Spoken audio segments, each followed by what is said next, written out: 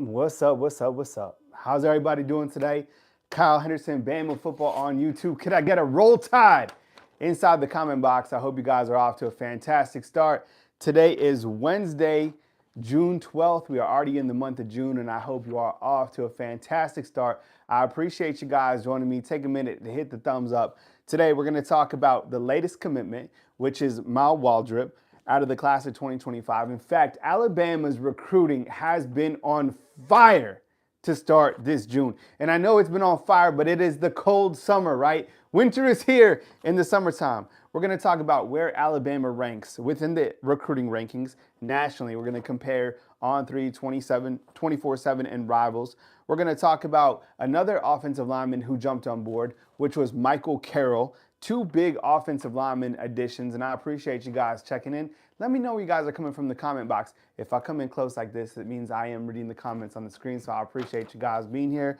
We're going to talk about the last four commitments that Alabama has had commit to the Crimson Tide. Excited about each of those guys in different ways. And then we're going to ask, who is next? And how about this? As we get the show warmed up, who do you think is going to be next to commit to the Alabama Crimson Tide?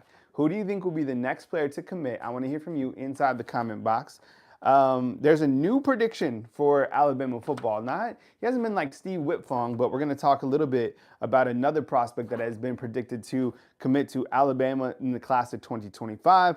We're going to talk about who is going to be here this weekend. It's another action-packed weekend of recruiting, and really the month of June continues. There's a lot of prospects that are continuing to roll in, so I appreciate you guys being here, checking in. Let me know where you guys are coming from inside the comment box. Give me a roll tide, and let me know who you think is going to be next to commit right here on Bama Football on YouTube. I appreciate you guys. All right, so yesterday, we had Waldrip, who is an Alabama legacy. He committed to the Crimson Tide. He's 6'6", 325 pounds out of Phoenix City. Remember, they're the 7A state champion last season. This is a big addition for Alabama. I get it. I think some people are going to right away jump to the fact that he is currently ranked as a 3-star. What I see is an early sign of the type of offensive lineman that Coach Keon is going to bring in for this Alabama Crimson Tide team. I see you coming in, Douglas from Baton Rouge, Louisiana. I appreciate you. In enemy territory, I like it, man. And so the two linemen, you have Michael Carroll. We're going to talk about him in just a minute. But with Waldrip, you get an interior offensive lineman. You get Michael Carroll, another interior offensive lineman.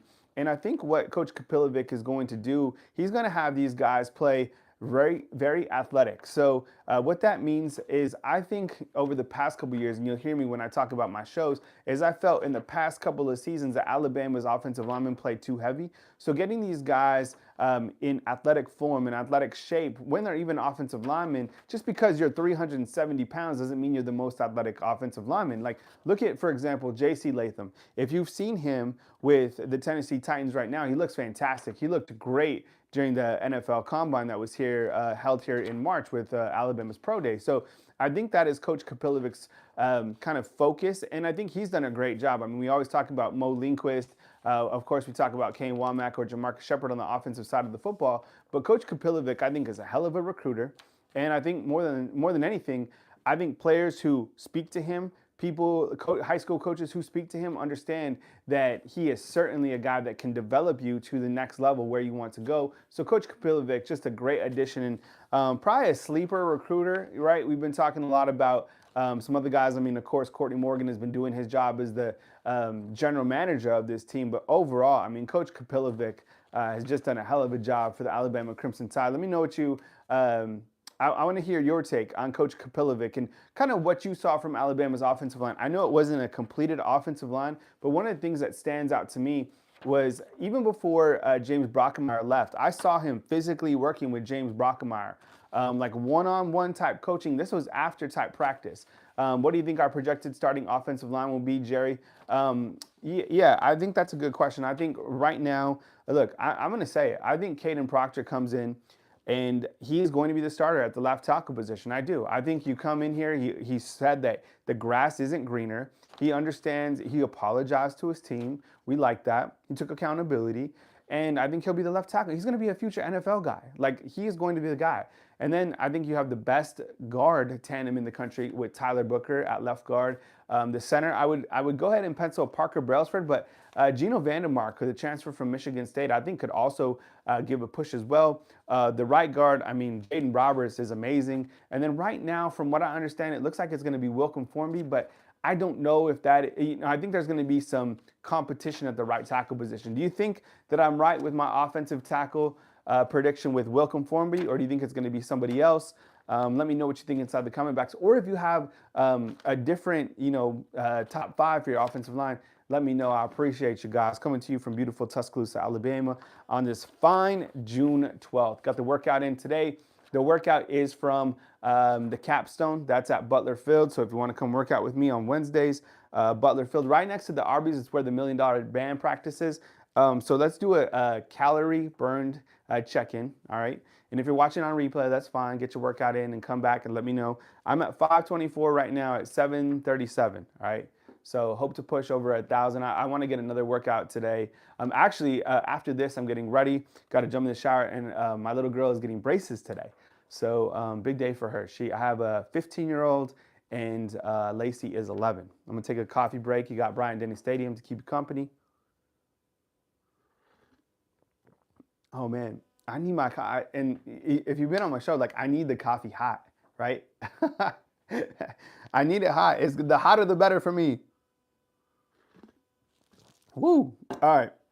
So props to Coach Kapilovic. Props to Alabama for continuing to have a really monster week of recruiting. And I think overall, like, it's been a really strong month for Alabama. And we're going to talk about the prospects who are also on board later on in the month of June. JW Productions asks, how is Milroe doing this year? Have you seen improvements for practice? Yeah, absolutely. I think that when you look to the leadership of this team, Milroe is the leader of this team. And I think that the guys have certainly understood that. I think him not wavering when Coach Kalen DeBoer got here, like, he is the guy, and Coach Kalen DeBoer saying that he is the guy, that gives him more confidence. Jalen Milroe, when he was talking to us during the springtime, he said that one of the things that he loves about Nick Sheridan, who's the offensive coordinator, first-year offensive coordinator, is that he has full confidence in Jalen Milroe. And Jalen Milroe understands that, and he seemed happy, honestly. I mean, I've said this before, and I'm not going to talk about team today too much, but, I always felt that Jalen Milroe was shortchanged by the offensive coordinators that he's had since he's been at Alabama. Now, I get it. Look, when you're on the field, it's your responsibility to lead the team, but I also think, with that said, you have Bill O'Brien, who didn't even want him to play quarterback. And I think Tommy Rees, like, the game was too far for him. I think he was too young in his career. So I think Jalen Milroe was probably impacted by that. And we talk about that all the time. Your Daily Escape, what's up, man? I appreciate you being here. Thank you so much. That's just my take. And I think Tommy Rees, will be a fine tight ends coach for Cleveland Browns, where he's at now, and maybe in the future. But I think he got here and couldn't really, didn't know how to operate the Bugatti, right? The Alabama offense. And look, it's going to be a challenge for Nick Sheridan as well. I mean, he was a tight ends coach. He has some offensive coordinator experience. But the thing that I feel more confident in with Nick Sheridan is the fact that Kalen DeBoer is really the offensive coach, right? He's the OC. He's the offensive-minded coach. And you had Jamarcus Shepard. You could look on his right wing. On the left wing, you have Nick Sheridan, who also works with the quarterback. So I think in that aspect, I feel a little bit more comfortable with this coaching staff coming in. 42 locked in. I appreciate 42 thumbs up right here on Bama Football on YouTube. The majority of the show is about recruiting. Big pickup yesterday with Waldrip coming in. So that's kind of my take on Jalen Milroe. And we'll talk more about team as we get closer to SEC Media Days, which is in the back end of July. Today we're talking recruiting. So where is Alabama within the recruiting rankings this morning? Chris from New Jersey, I see you inside the comment box. Good morning. Roll Tide to you. I appreciate you being here. Well, Alabama is ranked 3rd nationally on Rivals, 3rd nationally on 24/7, and they are ranked 6th nationally on On3. There's been a couple prospects that committed last night. I think at one point yesterday, Alabama was 5th. Now they're 6th. Look, the point is Alabama is facilitating who they have brought on board in terms of recruiting. So they're doing a really good job recruiting.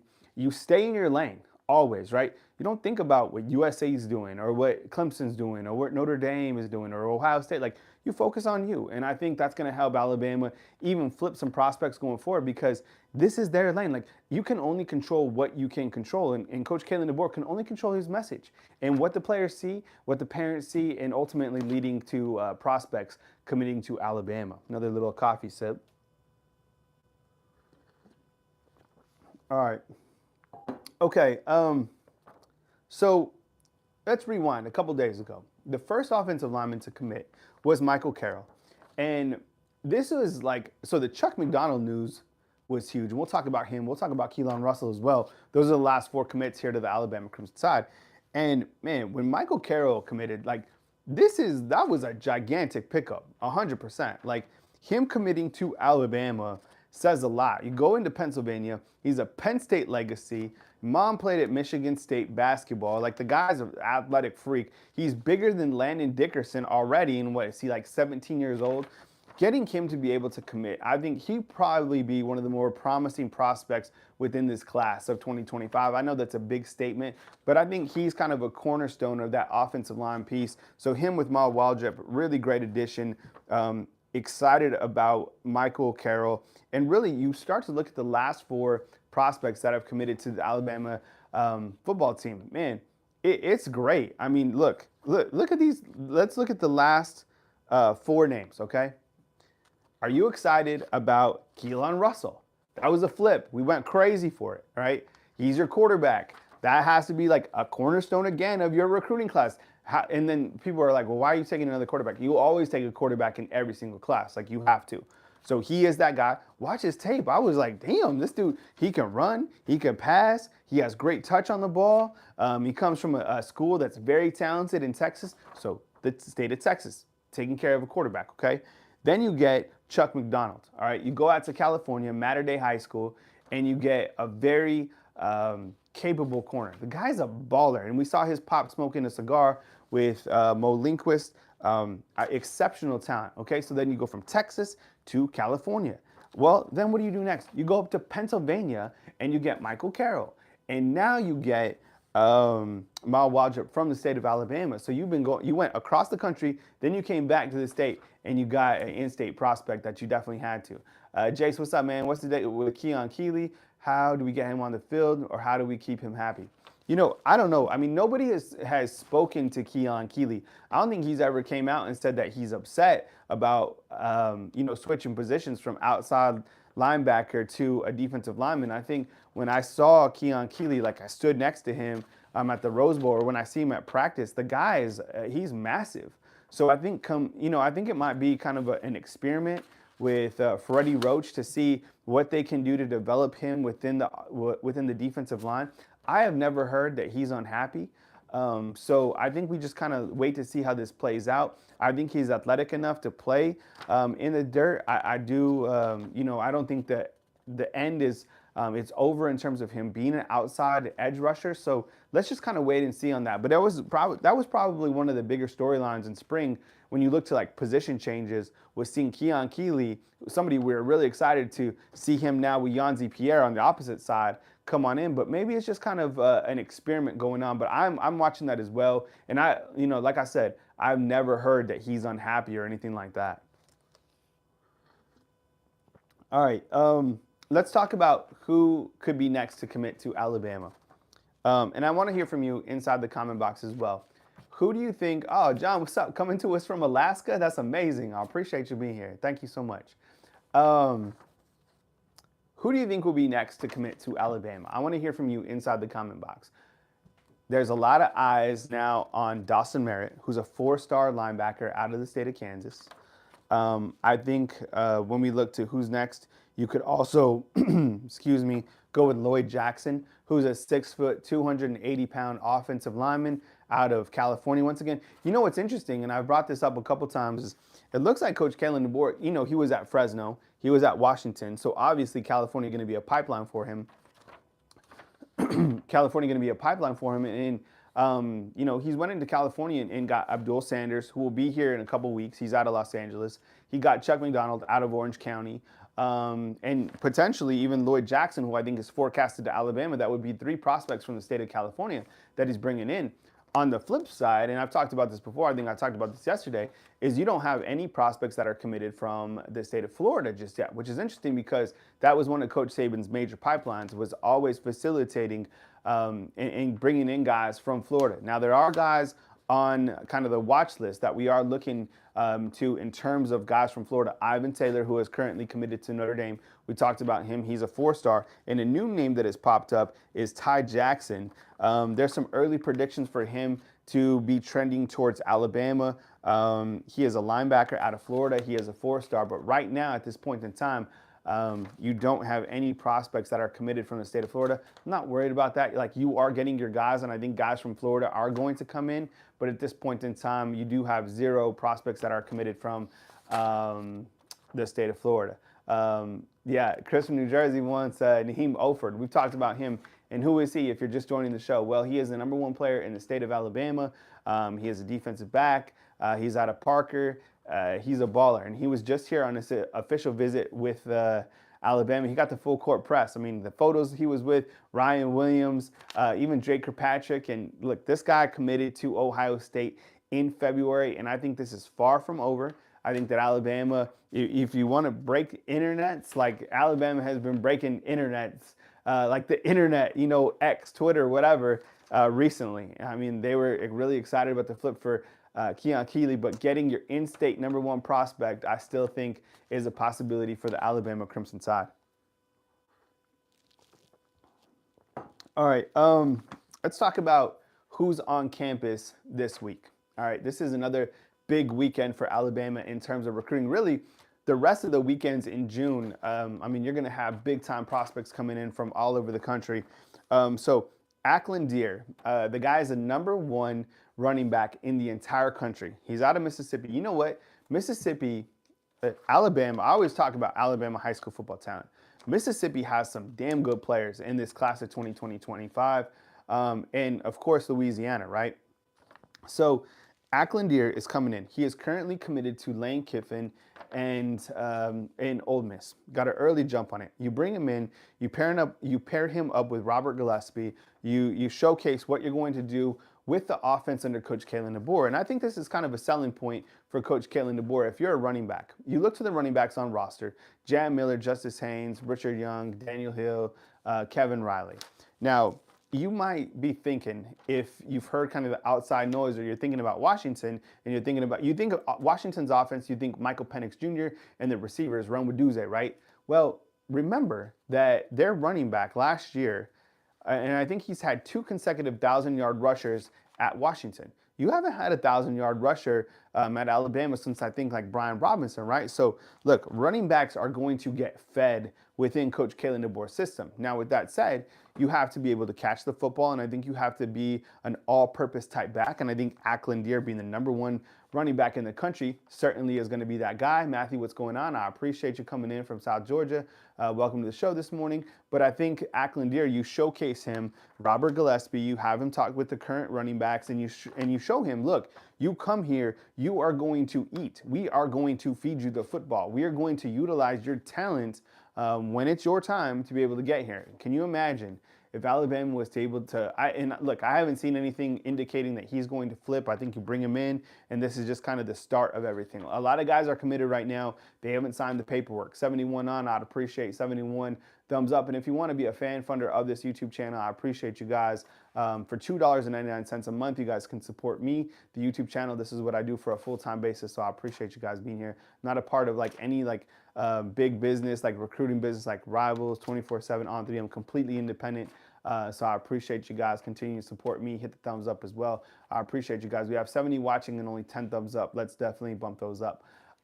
So yeah, I think Ackland Deer, that's what you sell him on. And you also sell him on the fact that Robert Gillespie can get you developed. Look at what he was able to do at North Carolina with those running backs. At Tennessee as well. Look at the running backs that he did there. And then most recently, man, he has really elevated the running back play at Alabama in terms of you have Jahmyr Gibbs, Jace McClellan, even Roydell Williams. Look, and I hope the best for Roydell Williams. Out of Hueytown, Guys, I mean, he was a baller, is a baller, and I think Florida State. You look, I think he would have been utilized if he would have stayed here. How could he not? Like he's a good running back. But I think when you have Justice and Jam and Richard, those guys were gonna, pass him up. But I think I can't wait. I'm really happy to see Roydell Williams, one of my favorite players. Big smile, great personality. So best of luck to him. But I think Acklandier, you sell him on the fact that Robert Gillespie can get you developed. Plus, running backs are definitely going to get fed. I appreciate you. AJ, what's up, man? Appreciate you being here. Brock, good morning to you and everybody else inside the comment box. Brock is saying, who's next? Man, it looks like Dawson Merritt. It seems like Dawson Merritt could commit at any point in time. I don't know, what's the particular holdup.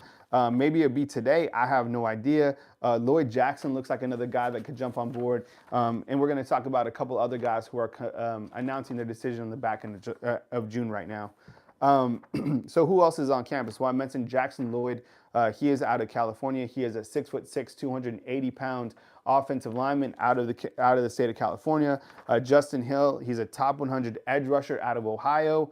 Javon Campbell, he's a 4-star out of Kentucky. And again, I'm like, where are my Florida guys, right? Like, how are we like? I don't like see like any Florida guys even like coming in. I'm gonna have to do some research on that because I'm starting to like see something with this Florida thing. Not that it's like, we just want to keep that a pipeline, right?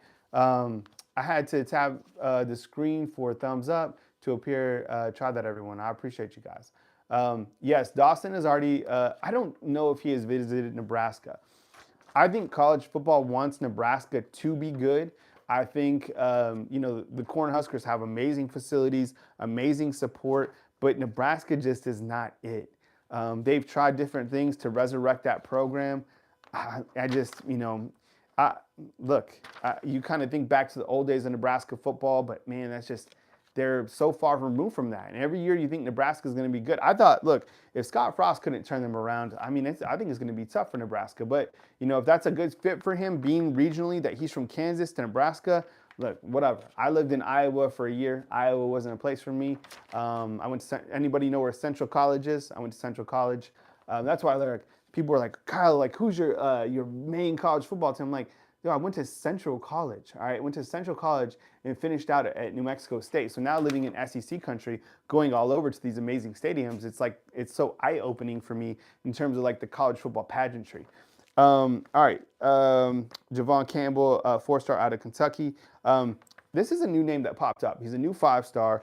Khalid Lockett out of Texas. He's a wide receiver that will be coming June 17th. Now, Khalid Lockett and Keelan Russell, who just committed to Alabama, like those two starting to talk, and also Ty Haywood. So while we talk about pipelines, you take care of the state of Texas, everybody's happy because the players coming out of Texas, I mean, it's unbelievable, right? Ty Haywood was also here, so I wouldn't forget about him. He's another offensive lineman. Can you imagine if Ty Haywood jumps on board? Oof. Ty Haywood, Michael Carroll, Amal Waldrep, Jackson Lloyd. Like there is an exciting offensive line. Okay, you also have and Khalid Lockett, by the way. Are we still rolling? Test, test, test. I think we should still be good. I don't know if we got disconnected there. We good? All right, we're on. Okay. I had to take my phone off Wi-Fi. I've been having like Wi-Fi issues, internet issues at my house. I had AT&T the other day. That's why I've been kind of doing things in a different format, but back on track. All right, so we're talking about Khalid Lockett being here the 17th and David Sanders, a 5-star offensive lineman, being here on June 18th. Name. Two big 5-stars that are coming on June 21st is you have DeJohn, right, the 5-star corner, and then you also have Caleb Cunningham, who's another 5-star wide receiver out of Mississippi. So, man, amazing to think about the state of Mississippi having these 5-stars. I mean, you're right there, right? You need a singer in the corner of your screen. a signer? What is that? Max Tooney, what's up, man? It froze up. Yeah, I saw that it froze up, man. My apologies. I don't know. The internet, you can't control the internet, right? You can only control yourself. You can't control anyone else. And you definitely can't control the internet. So I just wanted to wrap with you guys this morning about recruiting. And man, like Dejon Lee, Caleb Cunningham coming in. I mean, look, for the wide receivers that are currently on board, you have, I think, one of the most talented wide receiver coach. Oh, sign language. I think you have one of the most talented wide receiver coaches in the country in Jamarcus Shepard. I felt that Holman Wiggins did a good job here at Alabama. I never really heard anything negative about him, to be honest. The wide receivers are always going to be electric here at Alabama, like that ride out mentality. But when Jamarcus Shepard got here, like I felt Holman Wiggins was a little bit more laid back. Jamarcus Shepard is not. And he's about to set the stage. I think he's going to bring that ride out mentality back to Alabama. He calls the wide receivers takers, and you want to take the football. And every time I talk about the wide receivers that could come on board, I mean, look, Latier Brooks, he's checked in. You get a prospect like Caleb Cunningham. You even get him in the door. You start to understand the lineage of wide receivers that have been here for Alabama, right? The greats. Over the last 8 years that I've covered Alabama football, I have had the pleasure to see some of the best wide receivers in all of college football. And I think Jamarcus Shepard can continue to get these guys developed. So Jance is saying the board made a smart move by keeping the offensive position coaches with SEC ties. Yeah, Robert Gillespie, Freddie Roach, those were the two coaches, that were retained. And I think also Jeff Allen, who is, the head of sports medicine, him being, I mean, you couldn't get rid of him. And why would you? I mean, he's the best in the business. And then also David Ballou. I mean, he's been here for 4 seasons. So I think those guys were comfortable with having those guys and, tough guys to replace. But I think overall, the staff has just done an amazing job. And I think it's only going to be get colder for Alabama in terms of the recruiting that's coming on board. So I just kind of wanted to jump on and kind of recap who had committed. And kind of the last 4 commitments have been really amazing. So I will be live as news happens. I've been going live each morning at 7:30, and I really just go, like, I have like my bullet points. I've learned like not to drag the shows out. Once my topics are covered, that's it. Sometimes I open the door for questions, and as the season happens, I will be back on, maybe a little bit later. It kind of, a lot depends on Alabama's practice. Plus, I have kids. So like right now, I'm showering. I just got back from a workout. And then I'm taking my daughter for braces. And then after that, I come home and I take my son to work. So, I'm kind of all over the place in terms of the parent. I'm a single dad. So you guys, who are out there, 100% to all the parents, we love you. We appreciate you. So I'm doing the best that I can to like balance my personal life with parenting, my job life as the news comes in. So I appreciate you being here and supporting my show right here on Bama Football on YouTube. So as news happens, I got you covered. I appreciate you. Thank you so much. I hope you have a really good Wednesday, and I will catch up with you soon right here on Bama Football on YouTube. Have a good Wednesday, everybody. Talk to you guys soon.